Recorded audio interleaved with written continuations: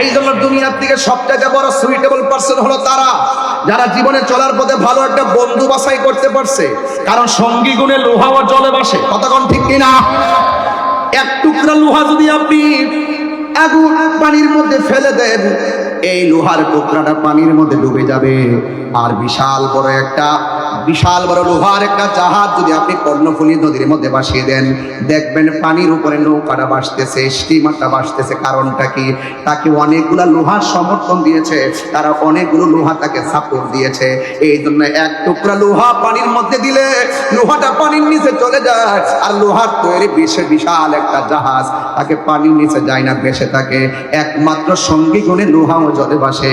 এক দাস্তানের আগারে বসিয়া হেরুনো মাটির ঢালা হাতে নিয়ে শুকিয়ে যেগুলো রয়েছে কস্তুরী মেলা, কহিল কস্তুরী তুমি কি আতর দান, তোমার গায়েতে সুবাসে ভরা, তুমি কি গুণস্থান।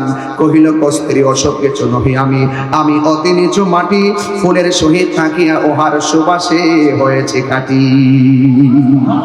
মুমিনের সঙ্গে চললে মুমিন হওয়া যায়, কথা বলেন ঠিক কিনা? থ্যাংক ইউ ভাই। মুমিনের সঙ্গে চললে কি হওয়া যায়? মুমিন হওয়া যায়। এই জন্য সৎ সঙ্গে স্বর্গবাস, অসৎ সঙ্গে সর্বনাশ, কথা বলেন ঠিক না বেঠে? এই জন্য আমার যুবক ভাইয়েরা উচ্চ আওয়াজে বলুন, আমরা ইবাদত চাই কি চাই না? আরো বড় করে চাই কি চাই না? এই জন্য ভাই সময় চলে যাইতেছে, এই সময় কি আর ফিরে আসবে? এই সময় কি আর ফিরে আসবে? ফিরে আসবে না। একদিন চলে যাওয়ার মানে হচ্ছে একটা দিন আমার জীবন থেকে চিরদিনের জন্য চলে যাওয়া, ঝরে যাওয়া।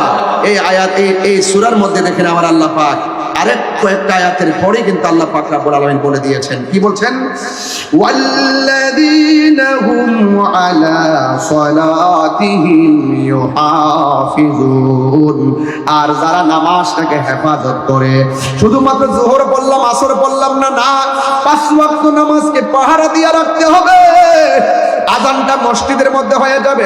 ছেলেরা, ফজরের নামাজের আযান যখন দেয়, কথা বললেই তো কথা বেড়ে যায়, না বলেও তো পারি না। ইয়াং জেনারেশনদের জন্য, জেনজিদের জন্য বুঝাইয়া দিয়া যায় তোমাদের সকলকে, ফজরের আযান যখন হয় কেবলমাত্র মোবাইলটারে চার্জ দিয়া ঘুমে যাও। কেন রে ভাই?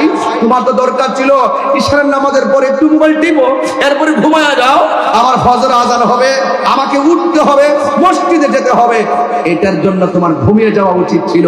কিন্তু যুবকদের মেন্টালিটি এত চেঞ্জ হয়ে গেছে, ওরা সারা রাত মোবাইল দেখে, ফজরের আযানে মসজিদের মধ্যে যখন আসসালাতু খায়রুম মিনান নাওম বলে, ওই মুহূর্তে সে মোবাইলটারে চার্জ দিয়ে ঘুমে যায়। এমনও হতে পারে ঘুম থেকে ওঠার আগে আপনার মৃত্যু হয়ে যেতে পারে। কথা বলেন না কেন?